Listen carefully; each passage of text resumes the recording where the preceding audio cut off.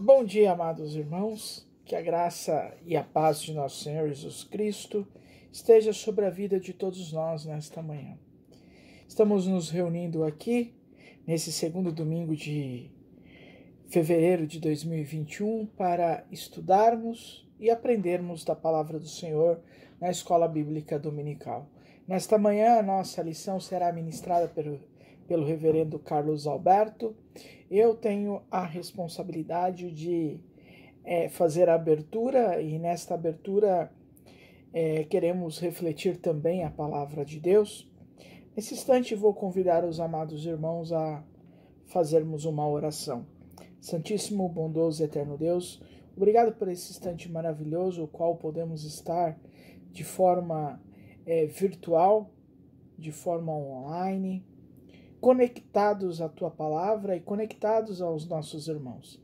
Que o Senhor possa abençoar-nos nesse instante de reflexão da Tua Palavra, de abertura, e também abençoar a vida do reverendo Carlos, e ungindo os lábios dele no momento da proclamação da lição, Pai, da proclamação da Tua Palavra também logo mais no nosso culto, Pai, matutino. Que o Senhor possa estar nos abençoando e abençoando a vida de todos os irmãos que estarão vendo esse vídeo, estarão vendo esta aula, Pai. Tudo isso pedimos em Cristo, o nosso Redentor. Amém. Amados irmãos, nesta manhã, quero convidá-los a abrir as suas Bíblias no livro de Levítico, capítulo 13, versículo 1 e 2, e depois versículo 44 a 46. A palavra do Senhor nos fala assim: Disse o Senhor a Moisés e a Arão: O homem que tiver na sua pele inchação, ou pústula, ou mancha lustrosa, e isto nela se tornar como uma praga de lepra, serão levados a Arão, o sacerdote, ou a um de seus filhos sacerdotes. É leproso aquele homem e está imundo. O sacerdote declarará imundo, a sua praga está na sua cabeça. As vestes do leproso, em quem está a praga, serão rasgadas, melhor dizendo, e os seus cabelos serão desgrenhados, cobrirá o bigode e clamará: imundo, imundo. Será imundo durante os dias em que a praga estiver nele, e imundo habitará, só a sua habitação será fora do arraial. A reflexão desse domingo, amados irmãos, melhor dizendo, do sexto domingo do tempo comum no nosso calendário litúrgico, apresenta-nos um Deus cheio de amor, de bondade e ternura. Quero estudar com os amados irmãos esse tema de um Deus cheio de amor, de bondade e ternura. Esse Deus nos convida a todos nós, homens, mulheres, crianças, a integrar a comunidade dos filhos amados de Deus. Ele não exclui ninguém e nem aceita que em seu nome se inventem sistema de discriminação ou de marginalização dos irmãos. O livro de Levíticos, conforme nós lemos no capítulo 13, versos de 1 a 2 e 44 e 46, apresenta-nos uma legislação que definia a forma de tratar os leprosos. Impressiona como a partir de uma imagem deturpada de Deus, os homens são capazes de inventar mecanismos de discriminação e de rejeição em nome de Deus. Amados irmãos, quando nós lemos esse texto, nós nos deparamos com algumas imagens que nós estamos vivendo hoje.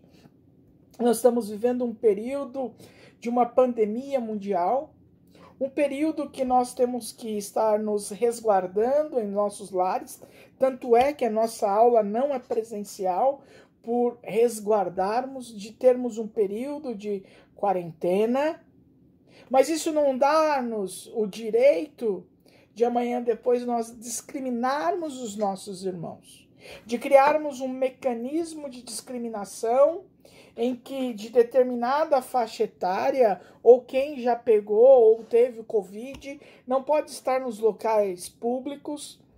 Nós temos hoje uma condição maior do que naquela época. Hoje nós temos desenvolveram vacinas, e é importante nós tomarmos esta vacina para erradicação do vírus, do Covid-19 ou das suas possíveis mutações. Nós precisamos, amados irmãos, conforme e diante da palavra de Deus, amarmos. Da forma que Deus nos ama, que trata-nos com ternura, porque se nós fazermos uma autoavaliação de cada um de nós não teríamos condição de estar nem sequer louvando a Deus. Tamanho é e que somos pecadores.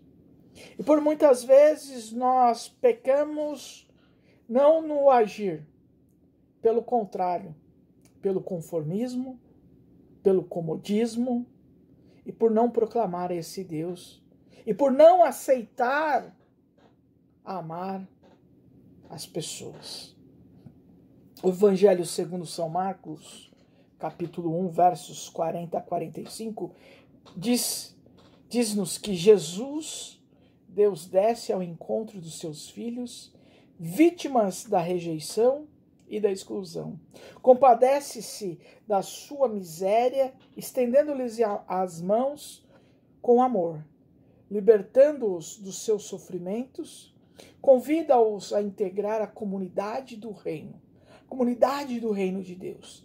Deus não pactua com discriminação e, ao contrário, denuncia aos seus opressores, aos que tentam oprimir. Os seus projetos, os projetos de Deus, são todos voltados para a libertação e salvação da humanidade. A primeira epístola aos Coríntios, capítulo 10, dos versos 31 ao capítulo 11, verso 1, convida os cristãos a terem como prioridade a glória de Deus e o serviço dos irmãos. O exemplo supremo deve ser o de Cristo, que viveu na obediência incondicional aos projetos do Pai e fez da sua vida um dom de amor ao serviço da libertação dos homens, morrendo em nosso lugar, levando o peso do madeiro. Nós, como cristãos, não podemos discriminar, não podemos fazer acepção de pessoas pela sua condição social, pela sua condição cultural, intelectual, pela sua condição de etnia. Nós temos que vivenciar a esse exemplo de Cristo. E a primeira epístola aos Coríntios, capítulo 11, verso 1 diz, o apóstolo São Paulo: sede meus imitadores, como eu sou de Cristo. E o Cristo que nós conhecemos é de amor, de fraternidade e de ternura. Que sejamos assim com o Pai. Amém. Vamos, nesse instante, assistir a aula do Reverendo Carlos. Até daqui a pouco. Meus irmãos, bom dia. Nós vamos iniciar nossa aula de hoje lendo em Mateus capítulo 16, do versículo 13 até o versículo 20. Eu os convido a que leiamos então o que nos diz o texto da palavra do Senhor. Indo Jesus para os lados de Cesareia de Filipe, perguntou a seus discípulos: quem diz o povo ser o Filho do Homem? E eles responderam: uns dizem João Batista, outros Elias, e outros Jeremias ou algum dos profetas. Mas vós, continuou ele, quem dizeis que eu sou? Respondendo Simão Pedro, disse: tu és o Cristo, o Filho do Deus vivo. Então Jesus lhe afirmou: bem-aventurado és, Simão Barjonas, porque não foi carne e sangue que te revelaram, mas meu Pai que está nos céus. Também eu te digo que tu és Pedro, E sobre esta pedra edificarei a minha igreja, e as portas do inferno não prevalecerão contra ela. Dar-te-ei as chaves do reino dos céus. O que ligares na terra terá sido ligado nos céus, e o que desligares na terra terá sido desligado no céu. Então, advertiu os discípulos de que a ninguém dissessem ser ele o Cristo. Meus irmãos, o nosso assunto, o nosso tema de hoje é a igreja, né? Como nasce a igreja e como nasceu a nossa igreja presbiteriana unida. Muitos dos irmãos, né, são oriundos da Igreja Presbiteriana do Brasil, né, conheceram o Evangelho na Igreja Presbiteriana do Brasil ou na Igreja Presbiteriana Independente, e muitas vezes uma dúvida que vem, não é, a nós, por que dessas divisões e como elas surgiram. O reverendo Ashbel Green Simon chegou ao Brasil no ano de 1859, no Rio de Janeiro, enviado de uma missão da Igreja Presbiteriana do Sul dos Estados Unidos, e ali pregou o Evangelho, e no ano de 1862, então ele funda a Igreja Presbiteriana do Rio de Janeiro, 3 anos de trabalho, e ele consegue então chegar a esse resultado. E consequência desse resultado, nasce então o presbiterianismo no Brasil, e nasce uma vertente da Igreja Presbiteriana dos Estados Unidos no Brasil, né? Então nós temos a Igreja Presbiteriana no Brasil nesse ano de 1862.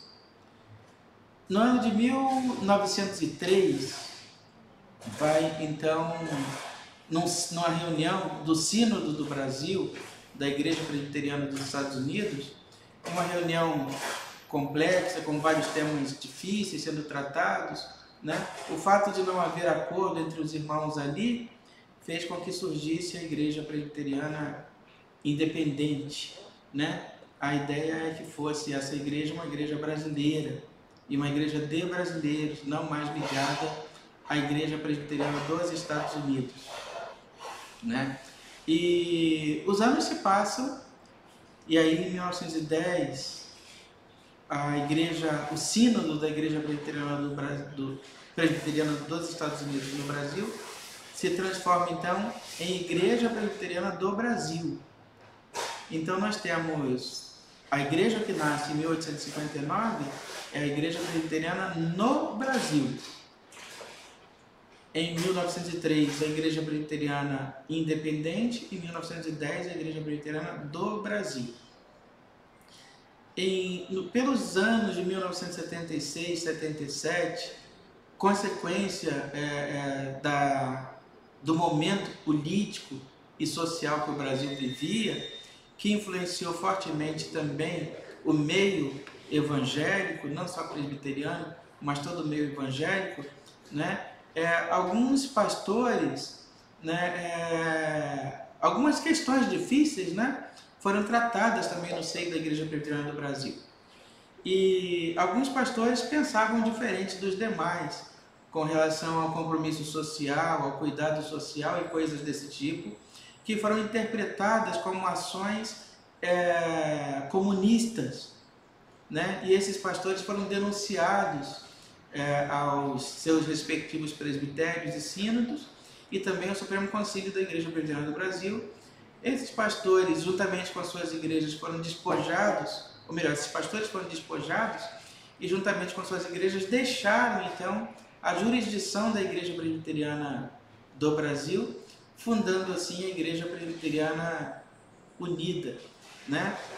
Questões doutrinárias, a falta de diálogo, a falta de capacidade de conversar, de dialogar sobre os assuntos mais diversos, sobre as questões mais diferentes, mais diversas, levaram então à exclusão desses pastores e o surgimento da Igreja Presbiteriana Unida, que nasce então com uma vocação e um compromisso social, com a disposição de tratar de temas relevantes para a sociedade brasileira, né?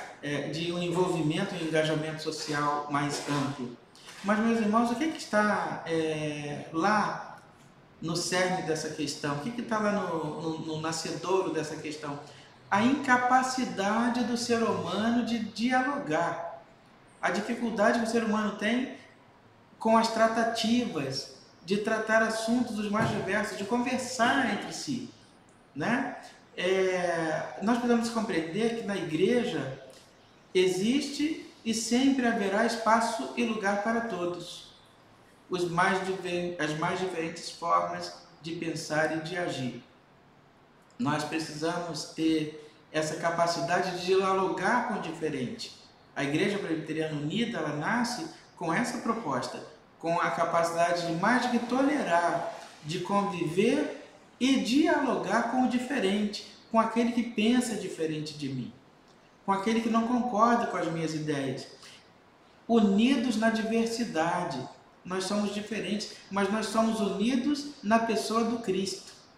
Nós temos em comum o Cristo e precisamos entender em todo tempo que o que nos une é mais forte do que o que nos separa. Nós somos unidos na pessoa do Senhor Jesus Cristo, que é o nosso Senhor e Salvador.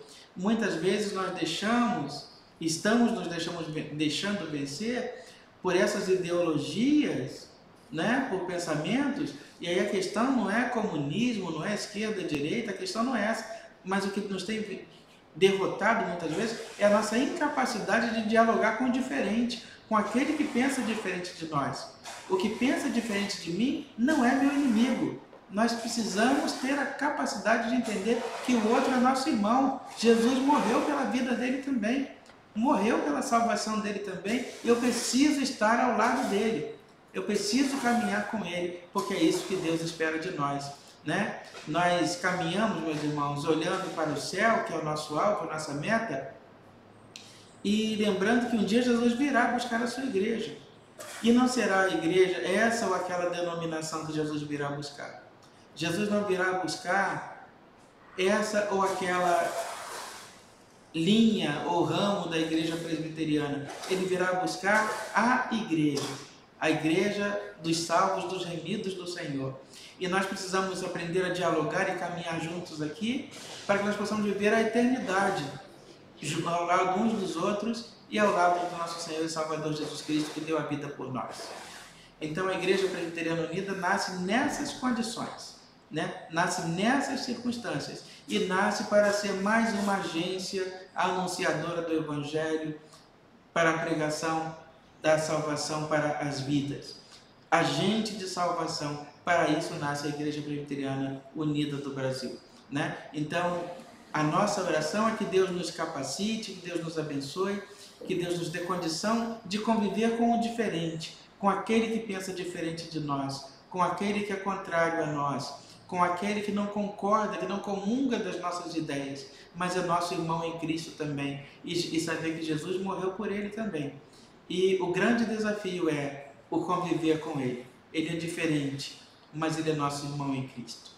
Que nós saibamos vencer as diferenças, saibamos que a nossa igreja nasceu sim para olhar para o outro, para olhar para aquele que sofre, para olhar para aquele que tem menos, para olhar para aquele desfavorecido.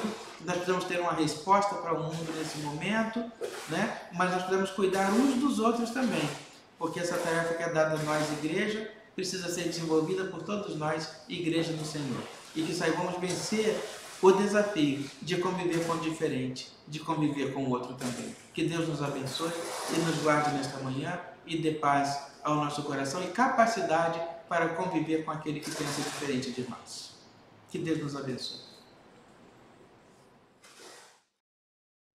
Amados irmãos, após sermos abençoados com esta aula ministrada pelo reverendo Carlos Alberto, vamos nesse instante agradecer a Deus, pedir pela vida dos nossos irmãos e agradecer por aqueles que completaram mais um ano de vida nesta semana. E assim nós partiremos para o encerramento da nossa Escola Bíblica Dominical. Oremos. Santíssimo, bondoso, eterno Deus, obrigado por esse instante maravilhoso que nós podemos passar neste domingo na Tua presença, ouvindo e aprendendo da Tua palavra. Esteja abençoando a vida daqueles irmãos que completaram mais um ano de vida nesta semana, nesse início de mês, nesses primeiros 15 dias. Esteja abençoando aqueles que estão precisando de oração, Pai. Como o nosso país, como a humanidade, ajuda-nos, ó Pai, a passarmos por esta pandemia, a ter vacina para todos, para que todos nós tenhamos condição, ó Pai. Ajuda-nos pelo Teu poder e pela Tua misericórdia a erradicar esse vírus, ó Pai. Ajuda-nos a passar por esses momentos de dores, de luto, de choro, que o Senhor conforta-nos através do Seu Santo Espírito. Tudo isso pedimos em Cristo Jesus, o nosso Redentor. Amém.